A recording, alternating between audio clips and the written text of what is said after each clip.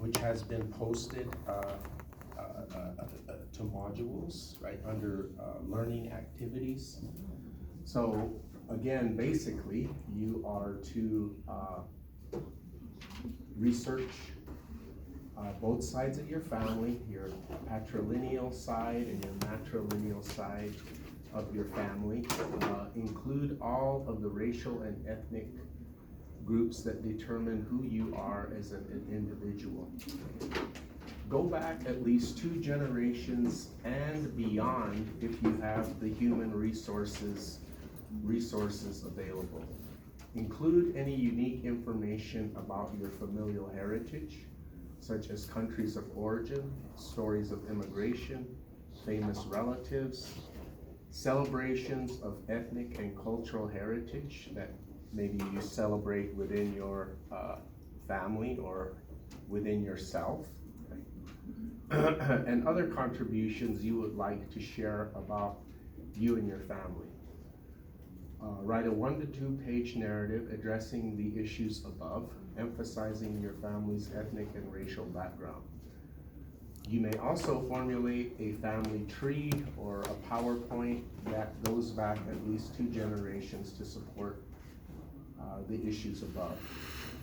After completing your research, do you as an individual identify more by your race or your ethnicity? And explain why as part of your narrative or in a PowerPoint slide. Okay, so for this group, the assignment will be due the Monday after we come back after Thanksgiving break. And that week we'll concentrate on social movements. The last week of our class meeting will emphasize social movements using environmental issues as a focal point. Okay? So again, if this assignment has some obstacles within your individual situation, I have an alternative assignment. Okay, so read the assignment. If those obstacles do impact you answering the questions on the assignment, send me an email and I will send you the alternative. Okay. So I'm posting this a little bit ahead of time so you can possibly start working on it. Yes? Do you ever put in the extra credit for those who presented? For those who presented, not yet. Right, okay, I have that list. Right, okay. I was just wondering because I got my grade, I didn't know if it was on there already. No, it has not been added for those that presented for learning activity 2. Okay. Yes, did you have your hand up? No. Oh, you're just cleaning your glasses? Okay. Any questions? Okay, good. So we continue with our sociological journey through race and ethnicity. Okay, so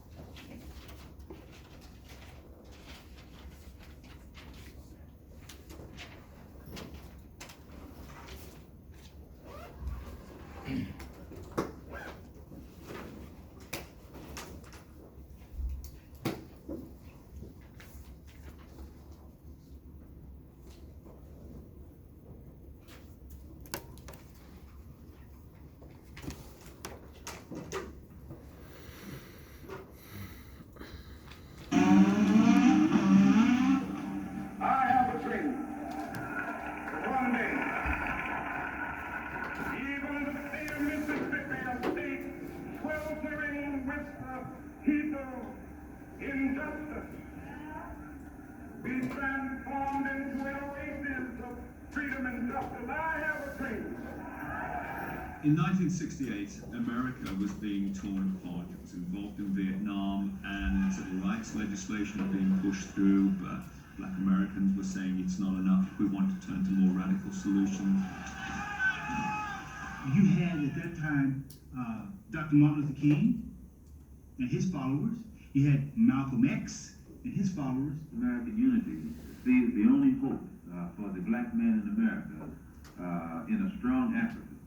And Black Power say we want change now, and we insist on it. This isn't just a request, this is a demand.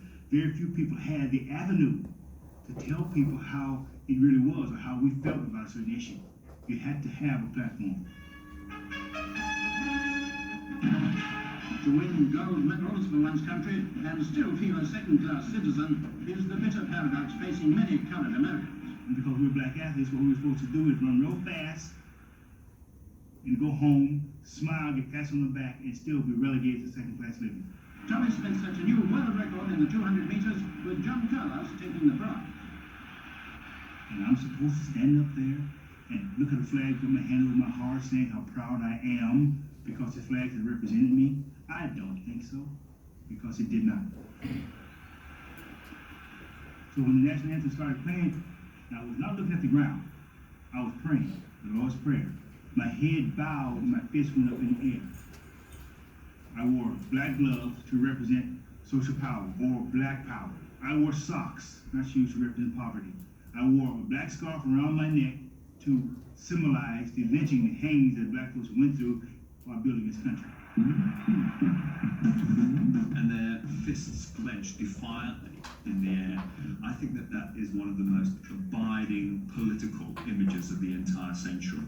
Of course, remember the images of the Black Power salute on the rostrum. I don't, of course, at the time didn't realize the significance of it. I was in Jamaica as a little boy, didn't know anything about it, and of course, even now, you remember the powerful images. The people sitting at home watching was shocked, because what we stood for was equality, a social equality. And the structure, the power structure, did not equate black folks with equality. A lot of black people generally were better off 10, 15, 20 years down the line because they made that stance. So people have a lot to thank them for while they actually suffered. Tommy Smith and bronze medalist John Carlos were sent home from Mexico and never allowed to compete for the USA again. Back home, both men lost their jobs and faced death threats. Four athletes dedicated to making the change in the 60s. And that's what we did. We're very proud black men. Okay.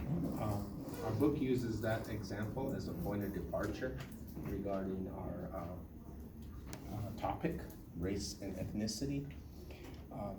So, there were social statements like we see today around athletes like Colin Kaepernick in 1968 at the height of the civil rights movement.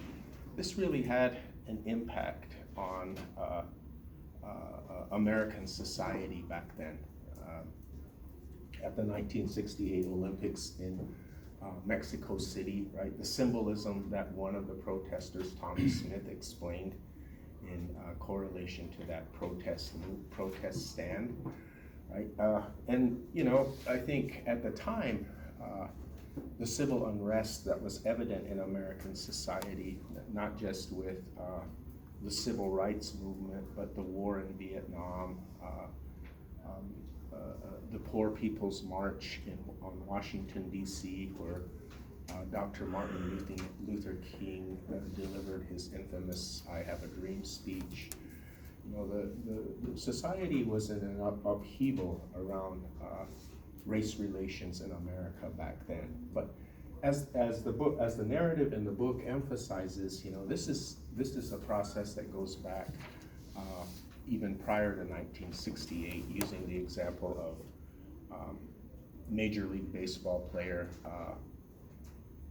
Jackie Robinson, who broke the color line in Major League Baseball, and has resulted in inclusion of all populations in sports, professional sports in America, right? But again, like John Carlos and Tommy Smith, it wasn't with, that initiative didn't come without a price, right? In certain cities where Jackie Robinson played for the Brooklyn Dodgers, certain cities would disallow Mr. Robinson to stay in the same hotel with his teammates, right? To eat in the same restaurant with his teammates, even to be transported to the stadiums where they played with his teammates, right? If they didn't go in the team bus, if they went in private or even public transportation, there was segregation, right? So when the chapter emphasizes, right, that based on research, many scientists agree that race is a social concept, not a scientific one, right? The Human Genome Project, which studies genetics, DNA of our population, emphasizes, right, and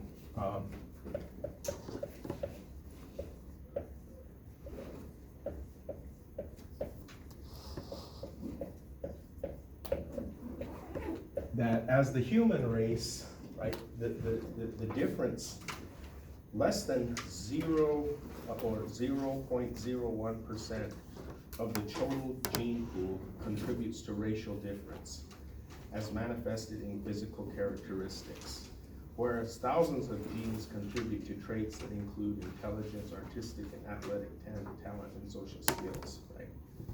So, you know, anatomically, physiologically, we are basically all the same people, right? Those differentiations that I just mentioned in the variables of intelligence, artistic, athletic talent, social skills, etc., come from socialization and other processes that we've learned thus far in this semester, right? But considering, right, less than 1% creating distinctive differences in our human population, right? So this less than 1% is a lot of these ascribed statuses that we assumed due to our race, our gender, right? Such as our hair texture, our skin color, sometimes the shape of our eyes, right?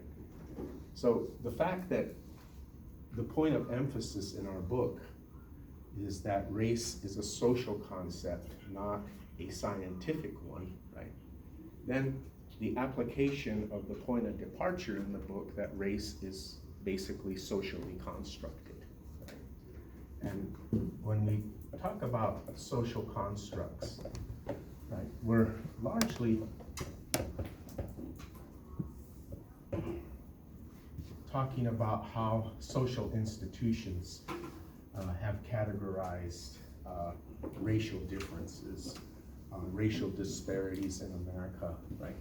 When we discussed, for example, crime and deviance, right? We looked at how race was quantitatively used to statistically make distinctions regarding education, poverty, crime, right? And correlating those examples, right, that this statistical data on phenomena, right, in those areas, right, emphasize a difference in the outcome, quantitatively, statistically, demographically. As many of you researched in your crime area, right, many of you used race as an independent variable, right, in comparing and contrasting data. So when we look at this application of social construct, right, and largely we're talking social institutions, as we discussed from the outset, right, social institutions being our government, our educational system, right, our economic structures, social paradigms in society that address different segments of our population, right? So one of the things that the book emphasizes is this emphasis on the social construct and how race and ethnicity are used in that capacity.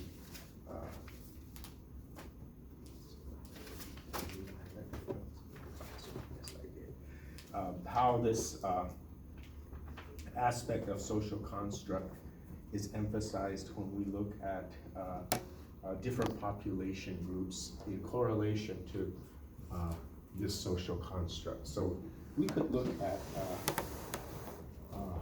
our government, right, in the United States. Observations by early sociologists from other geographical areas of the world, like Harriet Martineau, upon arriving here, saw social contradictions with America invoking equality, liberty, freedom, right? When our government at one time initiated the institution of slavery, right? And this social contradiction, right? Like what's written in the Declaration of Independence, what's written nicely in the US Constitution, right, is a social construct, right? Because government creates the institution of slavery, right? And this goes back generations to the colonial period, right? But where the social construct comes in is, say for example, when slavery was challenged, right, in, say for example, our court system, United States federal courts, in particular the United States Supreme Court. In the section on conflict theory, our book uses as an example on page 228, slavery in the United States was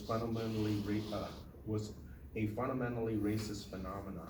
It is possible for whites in the South and many in the North to justify the maltreatment of blacks because they did not see blacks as fully human. Senator John Calhoun, who represented South Carolina and died just over a decade before the Civil War, wrote in a letter that the African is incapable of self-care and sinks into lunacy under the burden of freedom. It is a mercy to him to give him the guardianship and protection from mental death. In legal terms, racism was clear in the 3/5 Compromise, which emerged at the Constitutional Convention in Philadelphia in 1787.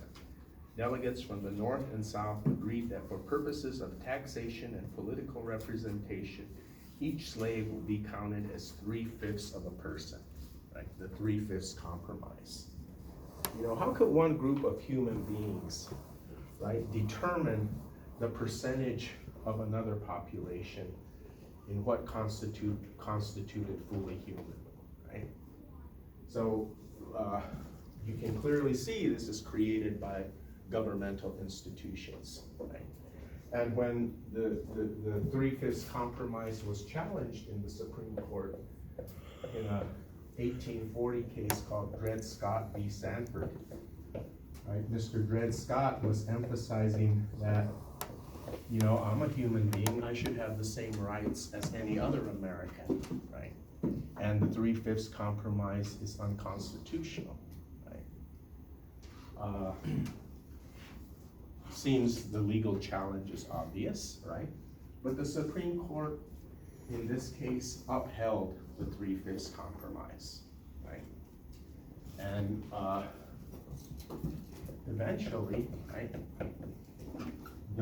these types of divisions became so intense that we fought a civil war, right, in the 1860s, right? That resulted in abolition or abolishment of the 3/5 Compromise, right?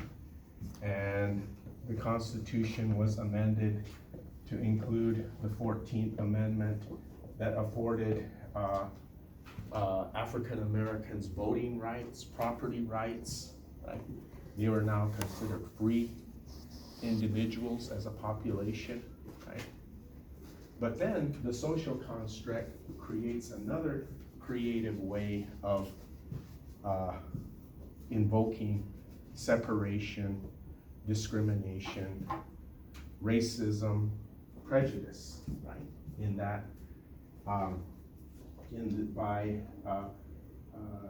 the end of the Civil War, certain southern states invoking states' rights came up with the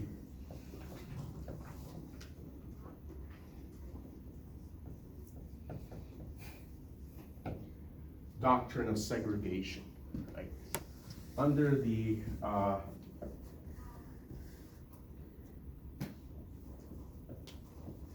process or the doctrine of separate but equal. As long as institutions were equal, they could be separate. So, you know, this was most obvious in educational institutions and schools, in situations like public transportation, right? Until the early 1950s, when Rosa Parks in Montgomery, Alabama, initiated a bus boycott, right? It was a common norm for African Americans to sit in the back of the bus and white Americans in the front of the bus, right? Similar with segregated schools, right? Similarly in public institutions, right? Like restaurants, there were separate areas for African Americans, separate areas for white American populations. Right? And similar ethnic groups faced discrimination in the same capacity, right? If you lived in the Northeast in the late 1800s, early 1900s, and you were Irish, right, you were discriminated against pretty vehemently, right? Or if you were an Italian in New York City or Philadelphia, right, because you were non-English speaking, right, you were discriminated against, right? So the fabric of society that creates these divisions are social constructs, right? The separate but equal segregation doctrine is then again challenged in the Supreme Court in 1896 in a case called Plessy v. Ferguson, right? That challenged the segregation policy. Again, goes all the way to the Supreme Court, and the Supreme Court rules to uphold the separate but equal doctrine. And this becomes mainstream policy in American society until 1954, when the Supreme Court hears the case of Brown v. Board of Education out of Topeka, Kansas. And as a result of Brown v. Board, the separate but equal doctrine is considered unconstitutional, right? So again, it's the institution of government that's creating these types of policies that divide societies.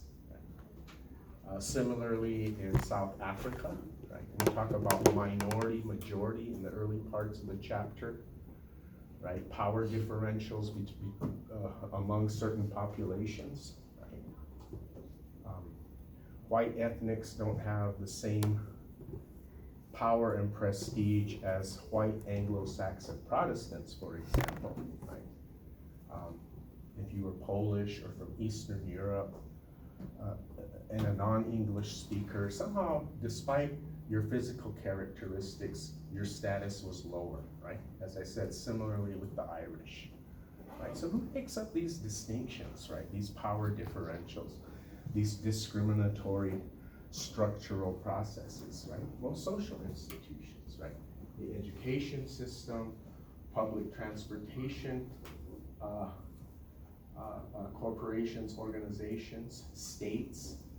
You know, once the separate but equal doctrine was considered unconstitutional, then the state said things like, well, the Supreme Court made the law, now let's see them enforce it, right? And they continued to segregate schools, right? Continued segregation in the South, right? The National Guard would have to be brought in.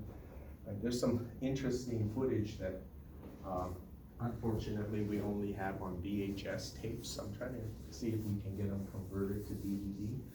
But that record these historical eras of civil unrest, riot, physical confrontation, right, as we saw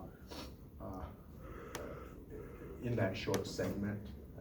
Social upheavals created by institutions creating these types of divisions in society, right? Then we had social movements, right? Populations organizing themselves, right, under civil rights, right?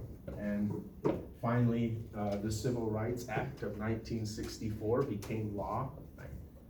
And made all these institutional divisive policies historically from the past illegal, right?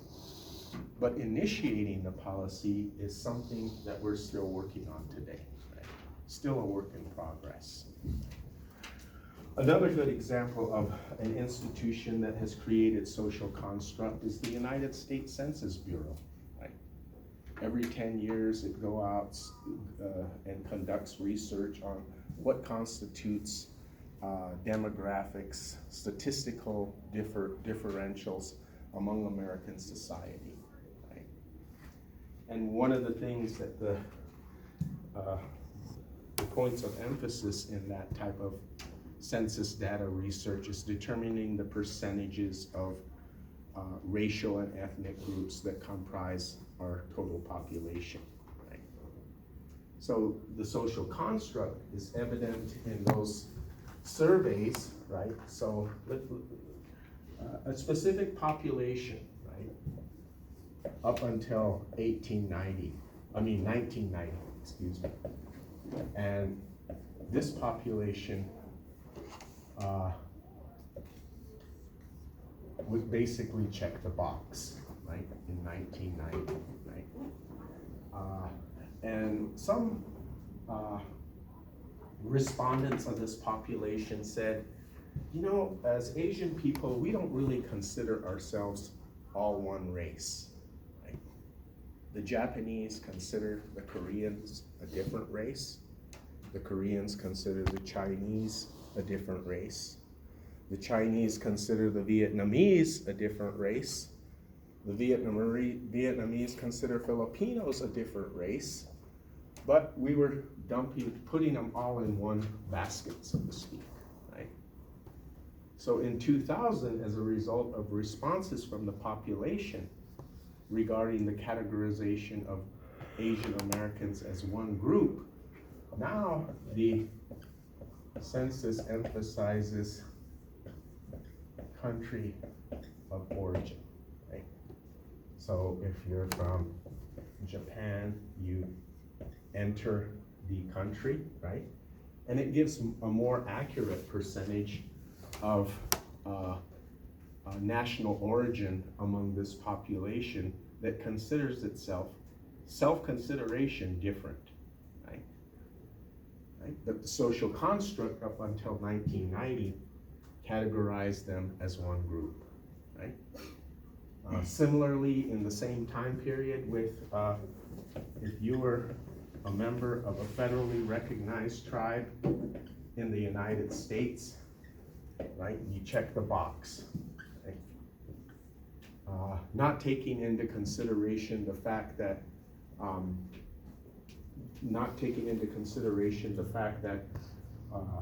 there are over 480 distinct American Indian tribes, right?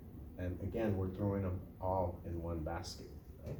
So like with the Asian population, right, in 2000, it got more distinct and emphasized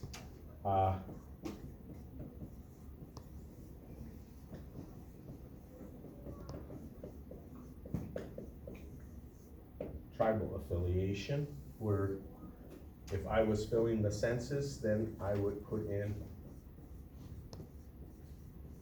my tribe, right?